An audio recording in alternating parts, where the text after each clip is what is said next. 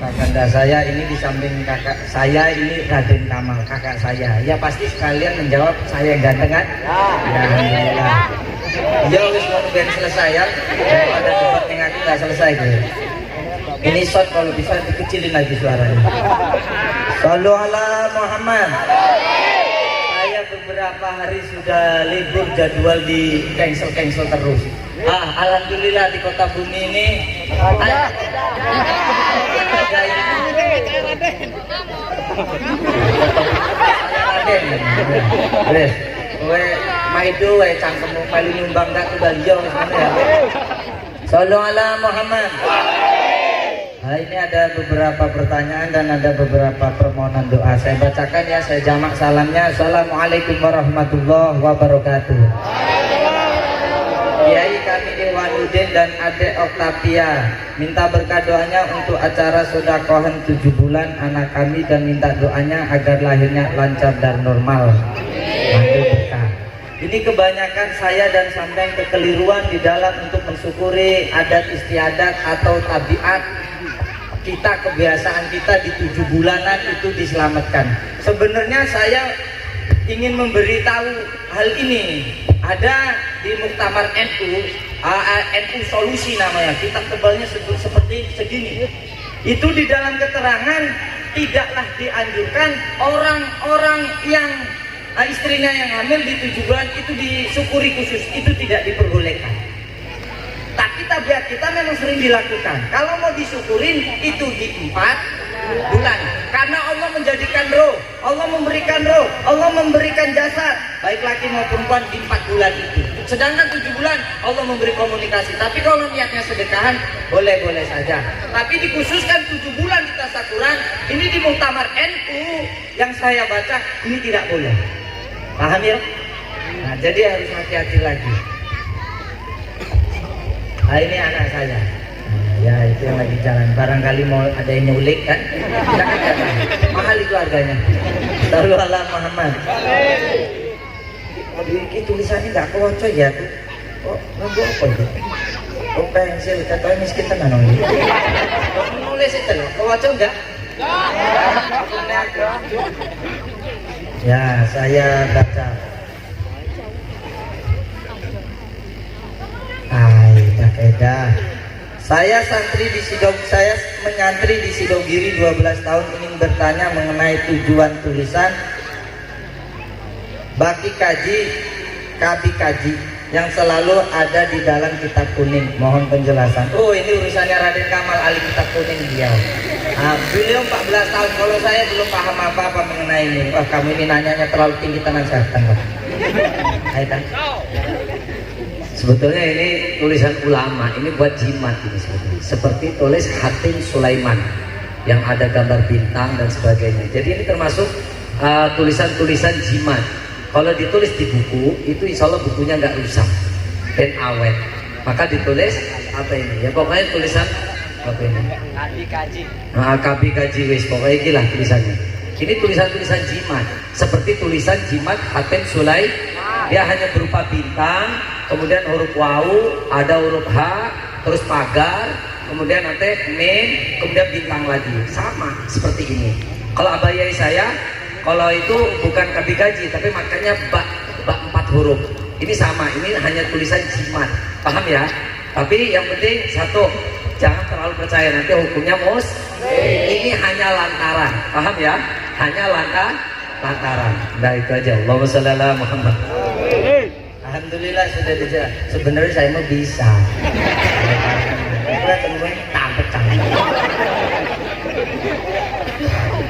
Bahwasanya kabi gaji itu artinya rakyat, maksudnya biar dihindarkan dari rakyat. Ini Raja Mahkota Adlat yang ada di dalam Sofaul Sofat halaman 126 yang diriwayatkan dari Muhammad Al-Musin Al-Ghadri. Oh, pintar di.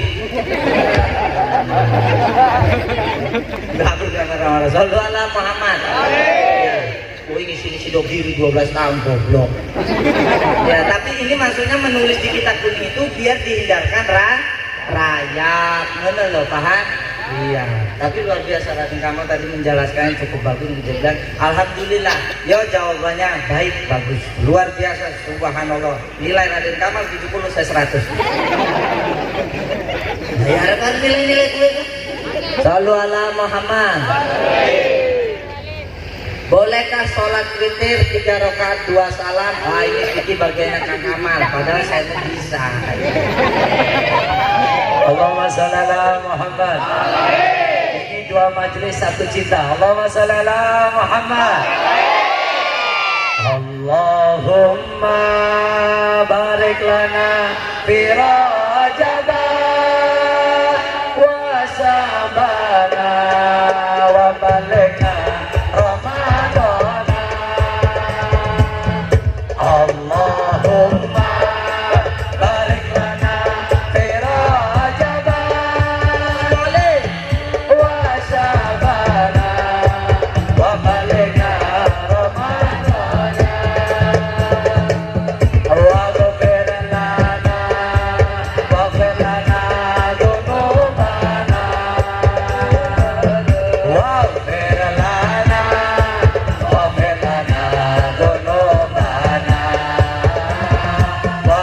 waghfir lana waghfir lana Allahumma shalli ala Muhammad.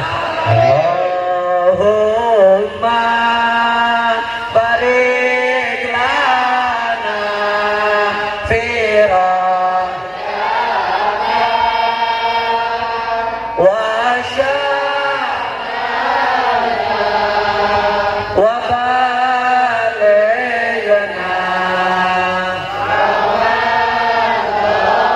Bisa neh ning duwe utang lunas. Allahumma ning bandar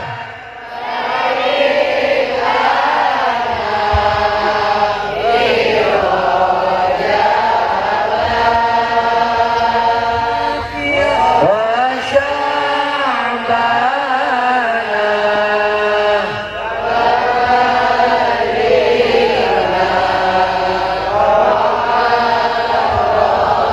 Allahumma sholli ala Muhammad. Kalau lagu Serambi, Allahumma barik lana fi Rajab wa balighna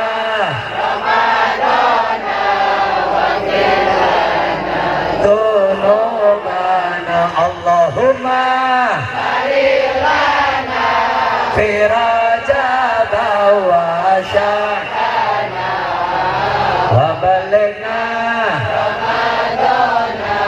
waghfir lana. Allahumma shalli ala Muhammad. Kalau ini bukan santri nggak akan bertanya seperti itu. Merkone santri okone Sidogiri itu termasuk pondok sepuh. Jadi kalau ke kami namanya Maha Guru pondok Sidogiri itu. Jadi pondok Sidogiri itu Maha Guru kalau bagi kami ya. Jadi pancen pondok-pondok sepuh dan khusus salaf, nggak ada sekolahnya, tapi santrinya ribuan. Seperti Lerboyo, santrinya sekarang kurang lebih 25.000, 26.000. Belum Sidogiri, puluhan ribu. Itu nggak ada sekolahnya, semuanya ngaji. Jadi di sini kitab toh. Kalau bukan santri nggak akan bertanya. Sebetulnya bolehkah sholat witir itu 2 salaman? Kalau kita menjawab secara ini ya fair ya, secara madhab ya, secara madhab sebetulnya nggak sah. Tapi yang berlaku di tengah-tengah kita witirnya 2 kali salam. Coba sampean sholat witir pada taraweh pada bulan Ramadan, witirnya berapa rakaat? Witir itu maknanya perkara ganjil. Witrun berarti apa?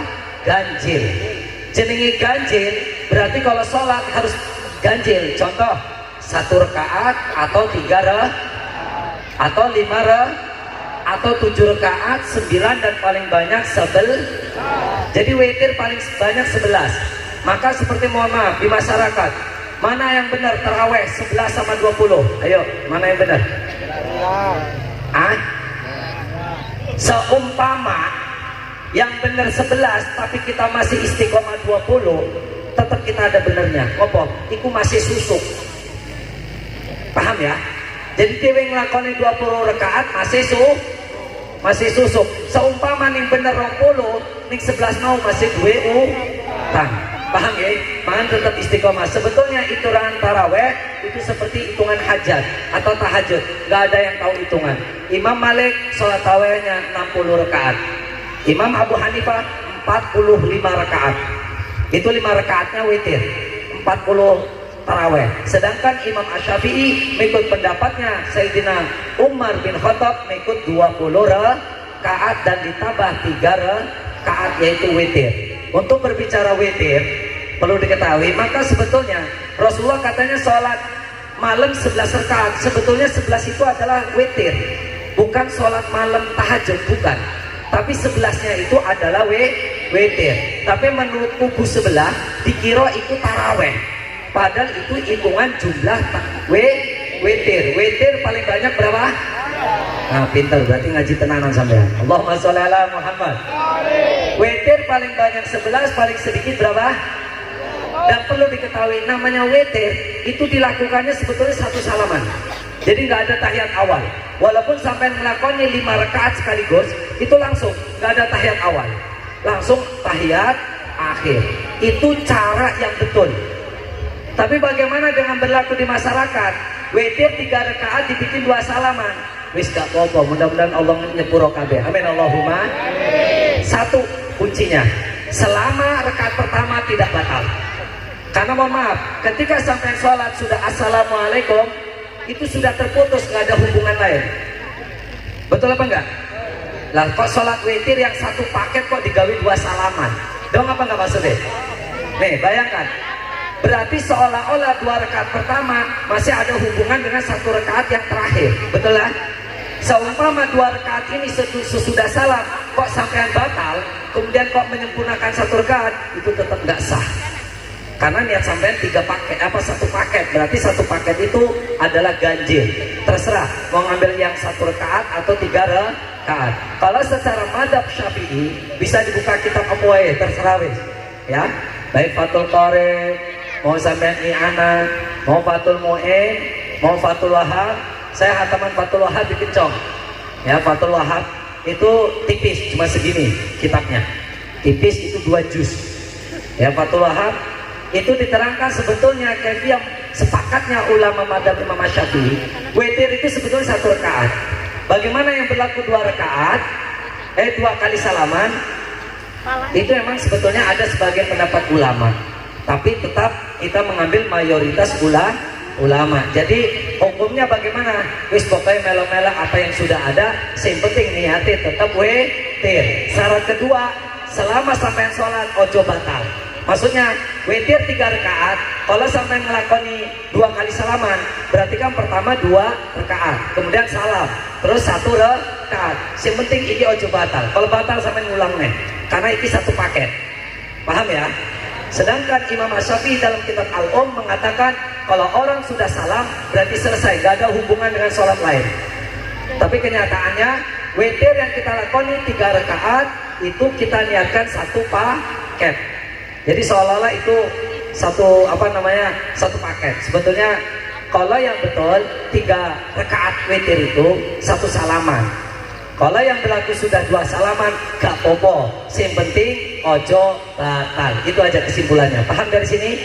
Tapi kalau iso mulai saiki bar ngaji iki mulai kalau sholat witir langsung 1 salaman aja. Karena itu yang tepat. Karena itu menurut mayoritas ulama. Boleh 1 rakaat, boleh 3 rakaat. Tapi ingat, witir walaupun sampai ngelakoni 5 atau 11 tetap 1 tahiyat dan 1 salaman. Gak ada tahiyat awal. Paham ya? Untuk membedakan sholat wajib. Itu saja. Allahumma sholli ala Muhammad. Alhamdulillah, itu jawabannya. Kalau di Serabi itu witir kayak sholat maghrib 3 rakaat. Jadi langsung doa kunutnya yang terakhir itu sudah 3. Paham ya? Nah, tapi di banyak kalangan kita itu witir itu dibagi 2 salam. Nah, daripada aku ngomong gak sah, dikeroyok wong ini ya. Nah, kita hukum fikih harus kita tegakkan. Memang witir itu tidak bisa 3 rakaat 2 salam. Memang harus kudu 1 salam. Lakukanlah sholat witir seperti sholat maghrib pula. Wis 3 rakaat nungguin 1 salam, paham ya? Ya itu. Tapi penjelasan dari Ngamal sudah gamblang. Kalau ada fikih saya kasihkan ke Kang Raden Kamal. Dan emang Kang Adin, saya itu tingkatnya terlalu tinggi gitu. Sallu ala Muhammad. Alhamdulillah, saya sepakat sekali. Bab. Oh bibi, saya tadi mau bacanya apa juga? Babi. Bibi saya sudah lama menjanda. Sekarang 6 tahun ini, sekiranya 6 tahun ini. Dan dia hamil tanpa hubungan intim. Apakah benar hal ini? Nah ini urusan saya ya. Gue bagian ambil urusan ini. Ada di Risalah Sulaiman ya, itu dijelaskan Abdul Qoah itu berkata ada suyuk sayap, dan di atas sayap itu ada riha atau angin yang berhembus empas, yang sehingga siapa yang tembuskan dengan sayap riha itu ke perutnya, maka itu akan terjadi polisi atau terjadi rangsangan yang menjadikan kelos hukum dengan kohur, dengan matrah, terus dengan kelendir atau vaginanya si perempuan itu terjadi benih di ovalusun, yang sehingga terjadilah gumpalan angin yang menjadikan dirinya menjadi nah ada ini di media kan ada tuh yang janda juga ya. Kalian pernah baca yang janda tiba-tiba ada angin masuk toh, langsung hamil toh. Wah, itu namanya tolak angin. Nah, itu ada, ya semua di bumi itu ada semuanya. Jadi ada angin yang namanya suyuk riha, di atas suyuk itu ada angin dan khusus, dan itu terbagi menjadi 3 lapisan lagi, baik yang baik atau yang tidak ini ketahuan, baik yang dianu jin dengan malaikat atau hodam ini ketahuan juga. Yang dianukan hodam itu anginnya dari belakang, yang dianukan malaikat, yang dianukan Sayyidatina Maryam itu dari depan. Sedangkan kalau dari jin itu langsung dibutuhkan rangsangan yang sehingga lindunglah perut itu tanpa hubungan intim. Paham? Ada saja di bumi itu, ada aja berpernah. Gak asisten ya, gak paham dulu ya. Enak ya, ulangin paham. Bagus. Goblok ya. Apa maksud tujuan? Sebentar lagi kita lanjut supaya sholawat saya singkat. Apa maksud tujuan di dalam pelajaran nahu atau ilmu alat menggunakan lafaz zaid? Saya lemparkan ke Kang Kamal lagi. Sebenarnya saya ingat, tadi pagi saya ngaji sama anak-anak kitab Arba'in. Jadi kalau pagi kami itu khusus ngaji hadis. Ya, yang menyebabkan emang pertanyaan ini bagus, tapi kalau untuk di umum fikih yang bagus. Kalau enggak tauhid, tasawuf. Kalau untuk pelajaran nahwu, kalau untuk di umum seperti ini hanya santri yang doang. Saya jelasin juga pasti sampai ningah ini. Paham nggih? Apa nembah? Kalau udah mbah paling melongotok. Gitu. Maksud saya hanya singkat. Intinya begini, nahwu itu yang mempelajari harokat. Dulu Al-Quran itu hanya berbentuk titik, belum huruf hijaiyah seperti sekarang. Paham ya? Itu pertama kali yang menulis huruf dan harokat itu adalah Abul Aswad. Siapa? Abul Aswad Ad-Diwali. Itu pertama kali orang yang membuat huruf. Dulu belum kayak seperti Quran yang sampai baca selama ini. Paham apa enggak? Dulu Quran, pusat Quran dulu pada zaman sahabat itu hanya berbentuk rumus, titik, ya, hanya berbaris, ya, tanda plus, semua hanya seperti itu. Kalau kalian tidak langsung berguru nggak dong. Maka kita bersyukur. Maka wajibnya di NU kok berwasilah, artinya lantaran. Kalau ngaji harus ada gurunya. Karena apa? Man lam yakun syekh bahwa asyaihu setan. Sopone ngaji, kok gak ada guru nih? Apa saiki zaman enak ya, zaman digital, kok ngaji nih langsung taruh Google, maka guru nih adalah setan. Mergo sampean nggak ngerti sopo nih jawab nih Google itu, bener apa enggak? Sedangkan kalau ulama-ulama bisa ditanggungjawabkan. Jadi intinya alif fathah a, alif kasroh, alif doma, mim fathah ma. Paham gak? Harokat a, i, u itu namanya pelajaran nahwu. Paham? Intinya ngono wae. Kalau dia bertanya apa maksud tujuan gaul-gaul nama nahwu namanya jaib atau iman. Itu hanya sebuah contoh. Kenapa Jaid kok enggak kenapa Umar, Budi dan sebagainya? Karena mohon maaf, mayoritas orang Arab kalau memberi nama itu umum, ya. Misalkan nama umum siapa? Karena pada zaman di sana yang di Timur Tengah yang terkenal itu banyak yang bernama Jair, sehingga yang diberi contoh namanya Jair. Seumpama kalau di sana ada namanya Udin, mungkin bisa diberi contoh Budiman. Paham ya? Jadi intinya Jair itu yang nggak dipermasalahkan. Tapi yang dipermasalahkan kok bisa ada rokat kasroh? Itu sebabnya apa? Contoh, Bismillahi, lafaz Allah, Bismi kemudian Allahi. Itu bisa nggak dibaca Bismillah, Bismillahu, Bismillahi? Bisa. Paham ya? Contoh Bismillahirrahmanirrahim. Maaf, salah. Lafaz Ar-Rahman. Bismillahirrahmani, Bismillahirrahmanu. Lafaz Ar-Rahmanunya. Kalau di Al-Imriti itu bisa. Karena cara baca Bismillah ada 9 cara. Baca Bismillah ada 9 cara. Seperti sampai contoh Wadduha bisa dibaca Wadduhe. Paham ya? Seperti sama Bismillahirrahmanirrahim, Bismillahirrahmanirrahim, Bismillahirrahmanirrahim. Yang umum itu namanya perubahan harokat, disebut dengan nahwu. Paham ya? Yang berubah tadi lafaz Ar-Rahman Ar-Rahim, bukan Allah, saya salah. Yang betul Ar-Rahman Ar-Rahim. Jadi cara baca Bismillah ada 9 cara. Kalau sampai ketemu ada orang bacanya kok beda, berarti ku santri rodok melelet. Kalau saya enak ikut yang umumnya aja. Ben podo selamat deh. Allahumma sholli ala Muhammad. Itu aja. Alhamdulillah tadi udah dibahas, saya tambahkan lagi. Yang dibahas Raden Kamal itu tiro as-sabah ya maksudnya. Wadduha dibacanya wadduha. Nah, di sini apa maksudnya tujuan di dalam pelajaran nahwu ilmu alat menggunakan lafaz zaid. Ini ada Ibnu Malik itu berkata, kalau Junaid gak bagus, makanya zaid. Jadi gini, menurut Ibnu Malik pernah ditanya dengan Muhammad Abdurrahman Al-Lawis. Itu pernah ditanya, kenapa Zaid itu dijadikan contoh di nahwu sorof? Itu ada 2 pendapat. Yang pertama, Zaid itu adalah pertama kali orang yang menulis Al-Quran, namanya Zaid bin Sabit. Yang kedua, Zaid itu artinya tambah. Jadi ulama-ulama yang berkata bahwasanya dari Jurumiyah pun dikatakan yang dikasihkan dari Basoleh Darat itu pernah bertanya, kenapa ada Zaid di situ, kenapa bukan nama lain?